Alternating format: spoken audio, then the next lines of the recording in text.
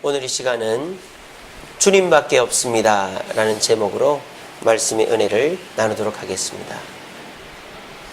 오늘 본문은 한 남루한 복장을 한 여인이 왕에게 나오는 이야기로부터 시작합니다. 그러나 이 여인은 원래 가난한 여인이 아니었습니다.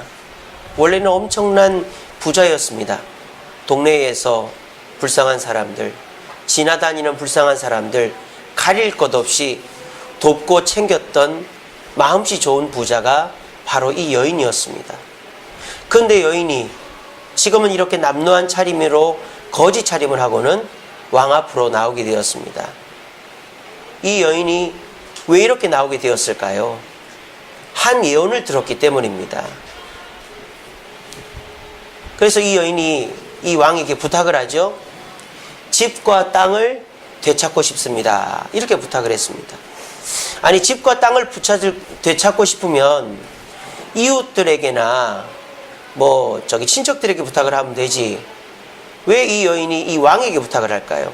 그 이유가 뭘까요? 이 여인의 친척이나 이웃은 여인을 도와줬을까요? 안 도와줬을까요? 돕지를 않았던 것입니다. 이 여인이라고 왕에게 와서 부탁을 하고 싶었겠습니까? 1차적으로 이 여인이 7년 동안의 가뭄을 피해서 도망을 쳤다가 이제 돌아왔으니까 자기 집 갔더니 다른 사람이 살고 있는 거예요. 여기 내 집인데 내가 팔고 가질 않았는데 왜 당신이 살고 있어? 나가시오. 나가질 않는 거예요. 자기가 농사 짓던 밭에 가보니까 남이 농사를 짓고 있는 거예요. 여기 내 밭인데 내가 팔지 않고 갔는데 왜 여기서 당신이 짓습니까? 내 걸 돌려주시오. 이렇게 된 거죠. 근데도 이웃이나 친척들은 나 몰라라 하고 있는 거예요. 그러니까 이 여인의 마음에 얼마나 큰 상처가 됐겠어요. 너무 지치고 상한 마음으로 부자를 찾아온 것입니다. 근데 이 여인은 그 이웃이나 친척들보다 더 배신감을 느끼고 마음이 아팠던 한 사람이 있어요. 그 사람이 누구냐? 바로 이 사람입니다. 이 사람은 바로 이 여인에게 아들을 주었던 엘리사라는 선지자입니다. 그런데 이 아들이 병에 걸려 죽었었는데 이 엘리사가 이 여인의 아들을 또 살려주었어요. 그러니까 이 엘리사는 이 여인에게 있어서는 하나님과 같은 존재죠. 그래서 이 엘리사가 하는 말은 다 믿었을 거예요. 근데 이 엘리사가 이 여인에게 귀뜸을 해준 말이 뭐죠? 7년 동안 가뭄이 있을 거니까 좀 피해 있어라 라고 말한 거예요. 그러니까 이 여인은 엘리사 말만 믿고 7년 동안 집을 떠나 있었던 것입니다. 근데 돌아와 보니까 집과 땅은 다 남의 소유가 되어 있는 거예요. 그러니까 집과 밭을 뺏어간 사람들도 밉겠지만은 누가 제일 미울까요? 네, 엘리사가 제일 미운 거예요. 왜? 엘리사가 7년 동안 피해 있으라고 했으니까. 그러니까 엘리사에 대한 미움을 가지고 이 여인은 왕에게 찾아온 것입니다. 여러분들도 이런 경험이 있지 않습니까? 어려움이 있을 때 친척이나 이웃에게 도움을 청해도 도와주지 않고, 또 특별히 여러분이 가장 믿었던 친구나 지인이나 형제나 부모에게 배신을 당해서 손해를 봤을 때 그 배신감과 상처는 이루 말할 수가 없을 것입니다. 어떻게 보면요, 돈이 없어진 것이 아깝거나 내가 몸 하나 다친 것이 아까운 게 아니라 내가 믿었던 사람한테 배신당했다라는 그 마음의 상처가 더 아프고 힘들고 평생을 가는 것이지. 오늘 이 여인은 집을 잃고 땅을 잃은 것도 너무 억울하고 분하지만은 자기가 그토록 믿었던 사람의 말을 듣고 이 결과가 왔다는 것에 대해서 더 가슴이 아픈 것입니다. 여러분들 같으면 어떻게 하시겠습니까? 여러분들이 그토록 믿었던 사람으로부터 이렇게 큰 배신을 당했다면 여러분들의 마음은 이 여인보다 더 찢어졌을 것입니다. 자, 그런데 이 여인이 이 이후에 어떻게 되는지 아세요? 오늘 성경에 보니까 6절 끝에 보면 이렇게 되어 있습니다. 왕이 그를 위하여, 이 여인을 위하여 한 관리를 임명하여서 여인에게 속한 모든 것과 이 땅에서 떠날 때부터 이제까지 그의 밭의 소출을 다 돌려주라 그랬어요. 그러니까 이 여인은 어떻게 됐습니까? 원상복구가 됐어요. 뿐만 아니라 7년 동안의 이익도 다 돌려받게 됐습니다. 잘 됐죠? 어떻게 이렇게 해서 이런 일이 벌어졌을까요? 여러분들에게도 이런 일이 있기를 바랍니다. 손해보고 힘들고 배신당하고 어려움이 있지만 여러분들에게도 내가 손해본 걸 다 도로 갚음을 받고 마음의 상처까지 다 씻겨나가는 이 여인에게 있었던 축복이 여러분들에게도 있기를 바랍니다. 근데 이 여인에게 이런 기적은 어떻게 해서 일어났는 줄 아세요? 제가 이 본문을 지난 주간에 읽었는데 제가 그동안에 그냥 지나쳤던 부분인 것 같아요. 저도 이 내용을 보고 깜짝 놀랐습니다. 이 왕을 찾아온 사람은 이 여인 한 명밖에가 아니었던 것입니다. 이 여인이 찾아오기 전에 이 왕을 찾아온 사람이 누구였느냐? 바로 이 엘리사의 종인 게하시라는 사람이었습니다. 참 우연의 일치도 이런 일치가 있습니까? 엘리사의 종 게하시가 이 북이스라엘의 왕을 찾아와서 왕에게 설명을 하는 거예요. 뭘 설명을 하느냐?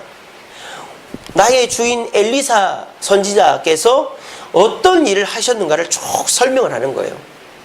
뭐 나아만 장군도 고치고 누구도 뭐도 하고 뭐 이렇게 하는 거예요. 근데 이 게하시가 죽은 자를 살리는 역사가 우리 선지자님으로부터 있었다라는 얘기를 하는 그 순간에 누가 들어온 거예요?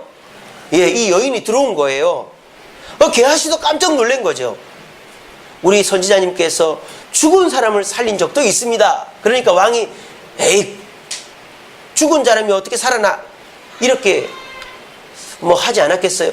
근데 마침 그 여인이 자기 아들과 함께 걸어 들어오는 거예요. 게하시도 깜짝 놀랐죠. 그러면서 게하시가 뭐라 그럽니까? 왕이시여, 저기 걸어 들어오는 저 여인이 우리 선지자님께서 살려준 아이의 어머니입니다. 얘기를 한 거예요. 세상에 이런 우연이 있어도 이런 우연이 있습니까? 그랬더니 왕이 물어보는 거죠. 그 여인에게 사실이냐? 그랬더니 이 여인이 뭐라 그럽니까? 사실입니다. 이차 저차해서 제 아들을 살려준 분은 바로 엘리사 선생님입니다. 그렇게 얘기를 한 거예요. 자, 그 얘기를 들은 왕이 어떻게 했을까요? 이 여인의 사정을 듣고 난 이후에 엘리사의 그 기적을 보증으로 받아서 이 여인의 모든 문제들을 해결해 준 것입니다. 그러니까 참 아이러니하죠. 이 여인은 지금 무슨 생각으로 왕 앞에 왔죠? 나는 엘리사 때문에 망했다고 온 거예요. 근데 결과론적으로 이 여인은 누구 때문에 다시 회복됐죠? 엘리사 때문에 회복된 거예요. 엘리사가 이 여인에게 해준 말 때문에 이 여인은 집도 땅도 모든 걸 잃어서 이 왕에게 올 때까지 누구를 제일 미워했겠습니까? 엘리사를 제일 미워했을 거 아니에요. 그 엘리사 선지자 때문에 내가 이 꼴을 당했구나. 그 사람 어디 가서 만나지? 내가 만나면 멱살이라도 한번 잡고 싶다. 별 생각을 다 하고 오지 않았겠어요? 근데 막상 왕 앞에 와서 얘기를 하는데 엘리사의 종 게하시가 있질 않나. 그 게하시의 말을 믿고 이 여인에게 땅과 집과 소출을 돌려주게 되니까 이 여인은 그동안에 얼마나 부끄럽겠어요. 아이고, 내가 괜히 엘리사 선생님을 욕을 했구나. 그런 일이 오늘 본문의 배경인 것입니다. 이 여인이 이 사건을 경험하고 난 다음에 뭐가 떠올랐겠어요? 과거의 자기의 모습이 떠오르는 거예요. 원래 이 여인은 어떤 사람이었습니까? 엘리사를 철저하게 따르고 믿는 사람이었습니다. 어떤 사건이 있었죠? 이 여인이 그 수넴이라는 지역의 부자였는데 엘리사가 갈멜산에 가기 위해서 그 수넴 동네를 통과하는 거예요. 그때마다 이 여인이 어떻게 합니까? 그 선지자를 보고는 제가 저분에게 뭔가 도움을 드릴 수 없을까 생각을 한 거예요. 그래서 이 여인이 우리 집에 방 한 칸 마련해서 선지자님이 쉬고 가시게 해주자, 그 생각을 한 거예요. 그래서 이 여인이 방을 마련해줘서 엘리사 선생님이 수넴에 들어가면은 이 여인의 집에서 쉰 것입니다. 그러니까 엘리사도 고마웠겠어요? 안 고마웠겠어요? 고맙죠? 그러니까 엘리사도 그냥 잘해주는 게 아니고 이 여인에게 꼭 필요한 게 뭘까를 생각한 거예요. 근데 마침 이 여인의 집에 뭐가 없어요? 돈도 있고 땅도 있고 집도 있고 명예도 권력도 있는데 아들이 없는 거예요. 아들이 없어서 이 엘리사가 이 여인의 집에 아들을 낳게 해주었어요. 근데 그 아들이 어떻게 됐죠? 죽어버렸어요. 이렇게 죽어버린 거예요. 근데 이 여인이 어떻게 합니까? 엘리사를 원망하고 차라리 낳게 하지를 말지 왜 줬다가 빼앗나 이렇게 하는 게 아니라 남편한테 얘기합니다. 여보, 장례를 잠시만 멈춰놓고 내가 갔다 올 테니까 장례 치르지 마세요. 그냥 눕혀놓으세요 하고는 수네미에서 갈멜까지 쫓아갑니다. 나귀를 타고. 그리고 엘리사의 집 앞에 가서 엘리사 선생님, 제 아들이 죽었습니다. 어떻게 해야 됩니까? 원망불평하는 게 아니라 엘리사에게 찾아가서 부탁을 하는 거예요. 그러니까 엘리사도 너무 당황스럽잖아요. 그래서 어떻게 하죠? 자기 종 게하시에게 자기 지팡이를 주고는 너는 빨리 뛰어가서 그 아이 옆에다가 내 지팡이를 놔봐라. 그렇게 하면 살아날 줄 알고. 엘리사도 확신이 없었던 것이죠. 살아났습니까? 안 살아났습니까? 안 살아났어요. 가보니까 애가 그대로 누워있는 거예요. 엘리사가 큰일 났다. 자기도 어떻게 해야 될지 모르는 거예요.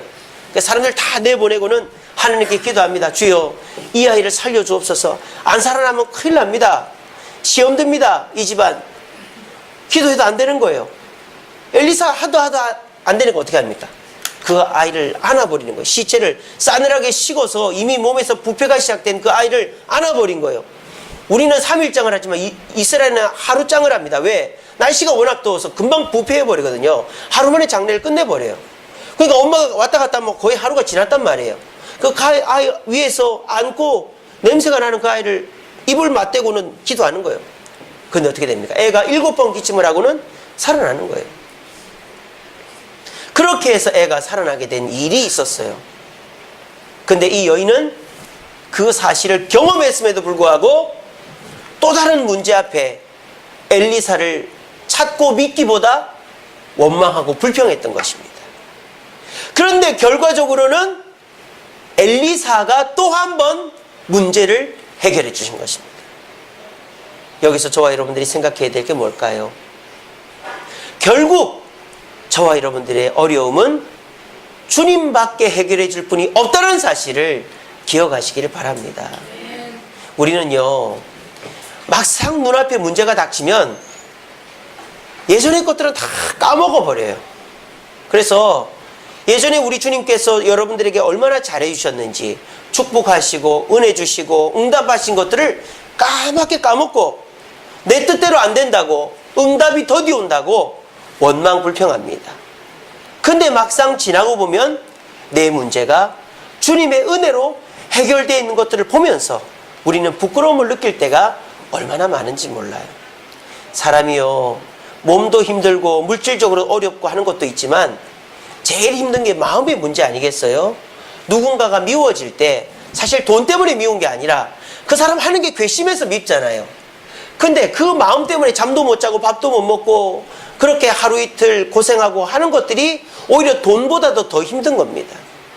저와 여러분들이 우리 주님을 믿고 따르다가도 우리 주님께 기도해도 응답이 안 되고 우리 주님의 은혜가 없는 것처럼 보이자 주님을 원망하며 불평할 때 우리는 우리 삶 전체가 부정돼 버리는 것입니다. 생각해 보세요. 여러분들이 매주일 교회를 나옵니다. 어려움이 있을 때마다 기도합니다. 주님을 찾습니다. 그러면 여러분들의 삶의 중심은 우리 하나님이신 겁니다. 근데 여러분들이 기도하던 것들 중에서 응답이 안 될 때, 그래서 하나님을 원망하게 된다면 여러분들의 삶의 중심이 흔들려 버리는 것입니다. 그러면 그 흔들림 속에서 우리 마음은 두 갈래 세 갈래 찢어져 버리고 그 고통은 돈 몇 푼, 팔 하나 부러지는 거하고는 비교할 수 없을 정도로, 왜냐하면 내가 철저하게 믿었던 대상으로부터 배신당한 마음이기 때문에 그 마음의 고통은 이루 말할 수가 없는 것입니다. 그러므로 이 시간에 제가 여러분들과 나누고 싶은 내용은 어려움이 있더라도 절대 중심을 잃지 마시기 바랍니다. 절대 주님의 곁을 떠나지 마시기 바랍니다. 절대 주님을 원망하지 마시기 바랍니다.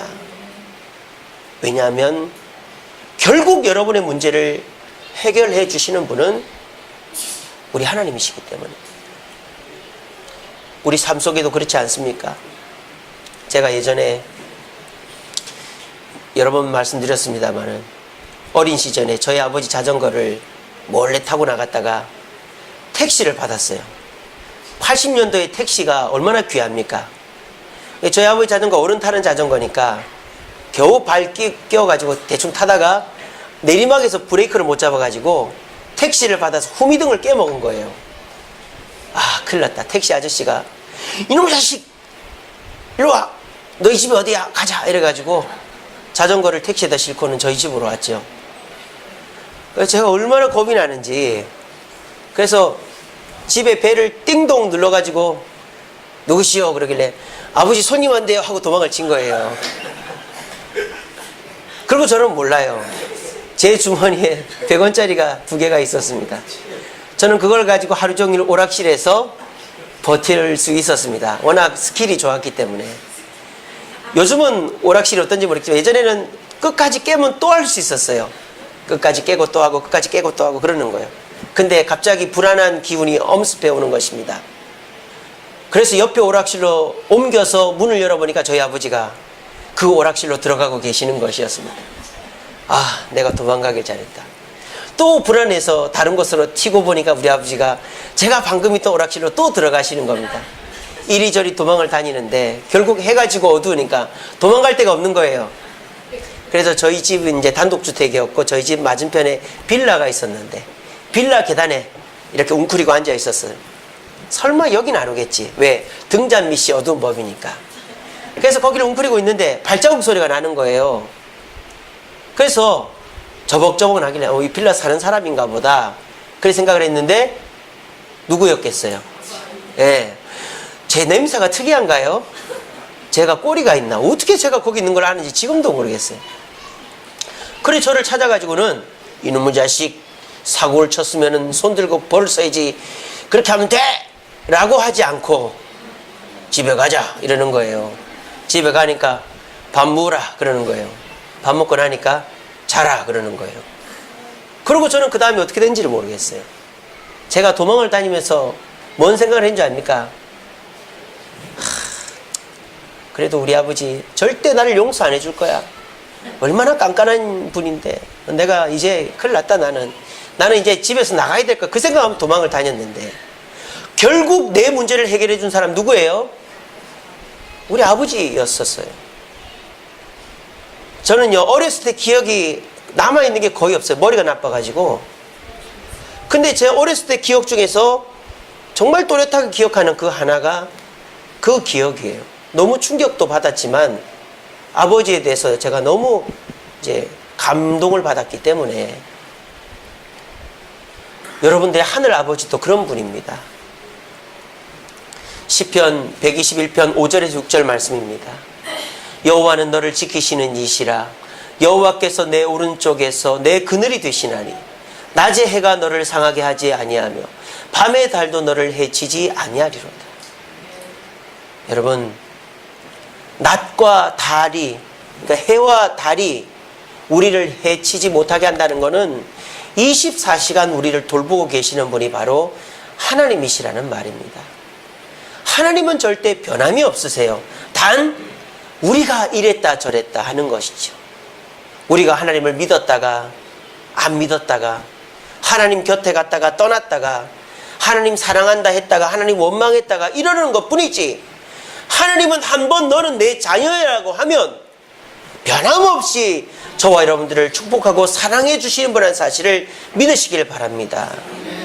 그 하나님께서는요, 여러분들이 원하는 대로는 들어주지 않죠. 여러분들이 원하는 대로 다 들어주면은 여러분들이 지금 이 자리에 앉아 있겠습니까?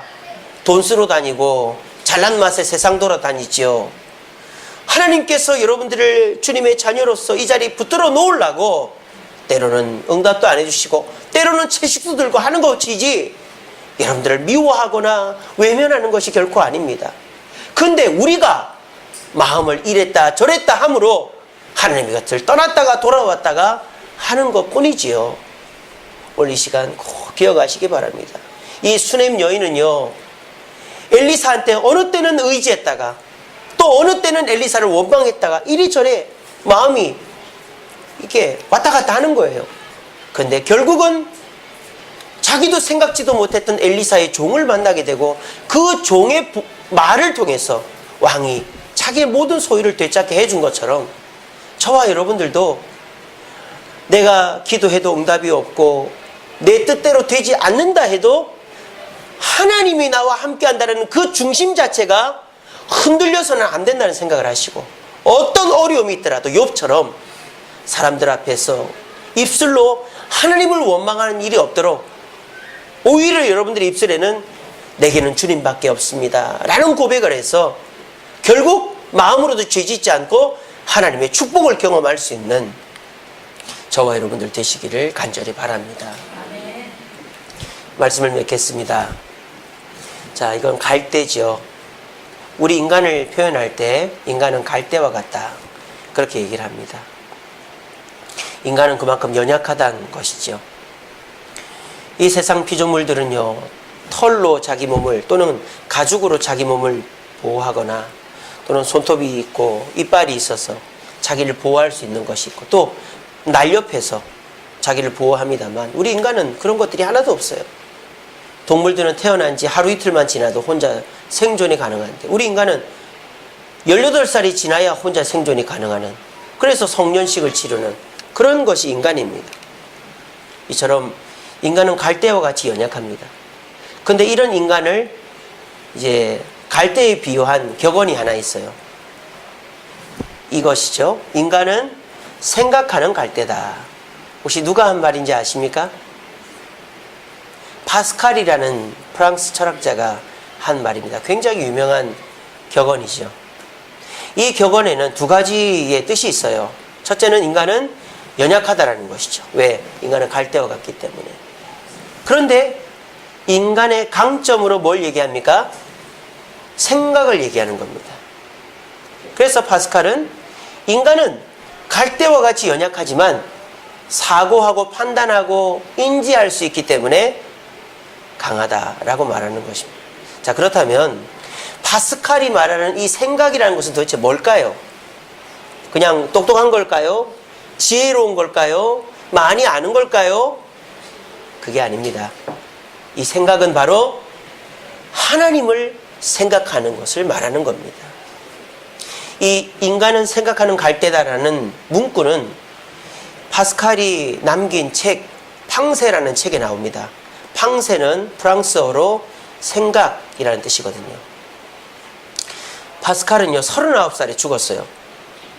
그래서 파스칼이 이제 이렇게 극적극적 해놓은 글들을 파스칼의 지인이 묶어서 만든 책이 팡세라는 책입니다. 그 책은요 파스칼의 철학뿐만 아니라 신앙이 담겨져 있습니다. 파스칼은 프랑스에서 독실한 기독교인이었습니다. 프랑스는 가톨릭 국가거든요. 그런데 그 프랑스에서 기독교인으로 산다는 것은 쉬운 일이 아니에요. 프랑스에서 기독교인들이 박해를 피해서 도망간 곳이 스위스예요. 그래서 스위스가 지금 잘 사는 거예요. 프랑스 중소기업인들, 상업인들이 스위스로 도망을 쳐서 스위스 산업을 일궈낸 것입니다. 그러니까 프랑스가 그만큼 기독교인들을 박해했던 지역인데 그 프랑스 땅에서 신앙을 지켰다는 건 대단하죠. 근데 이 파스칼은 어려서부터 몸이 약했습니다. 그런데 이 파스칼이 연약한 자기를 볼 때에는 자기가 뭐 같다? 갈대와 같더라는 거예요. 근데 자기에게 강점이 있다라는 거예요. 어떤 강점? 하나님이라는 강점이 있다라는 거예요. 그래서 날마다 기침하고 몸이 변변하지 못해서 바깥일도 잘 못할 때 이 파스칼이 좌절하고 절망한단 말이에요. 나는 왜 이 모양인가? 나는 왜 잘하는 게 없는가? 나는 이거밖에 못하는가?